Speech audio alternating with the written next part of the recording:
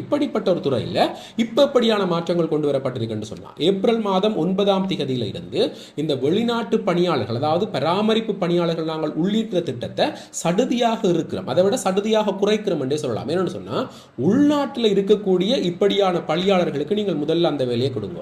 அதற்கு பிறகு அந்த பணியாளர் பற்றாக்குறை வரும்போது நாங்கள் வெளிநாட்டில் இருந்து பணியாளர்களை கொண்டு வருவோம். ஆனால் அதற்கு முன்னுக்கு உள்நாட்டில் இருக்கக்கூடிய இந்த பராமரிப்பு பணியாளர்களுக்கான வேலைவாய்ப்பை இங்க இருக்கக்கூடிய நிறுவனங்கள் உறுதி செய்யணும் என்று சொல்லி பிரித்தானிய அரசாங்கம் மிக கண்டிப்பான உத்தரவு போட்டிருக்கிறது. இதன் பிரகாரம் இனிமேல் நாங்கள் பிரித்தானியாவுக்கு இந்த பராமரிப்பு பணியாளர் துறைக்கு விண்ணப்பிக்கிறதுல சடுதியான குறைவுகள் இருக்குது, எங்களுக்கு மிகப்பெரிய சிக்கல்கள் இல்லாம ஏற்பட வாய்ப்பு இருக்குது என்று சொல்லி சொல்லப்பட்டிருக்கு. உண்மையிலேயே ஒரு பக்கம் பார்க்க பிரித்தானியாவை பொறுத்து பார்க்க மிக மிக வரவேற்கத்தக்க விடயம் என்னன்னு சொன்னா, இப்ப பிரித்தானியாவை பொறுத்த மட்டும் இந்த வேலை வாய்ப்பு இல்லை என்று சொல்லக்கூடிய தரப்புகள் இப்படியான வேலைகளை பெற்றுக் கொள்றதுக்கு இந்த கதவுகள் திறந்து விடப்பட்டிருக்கிறது.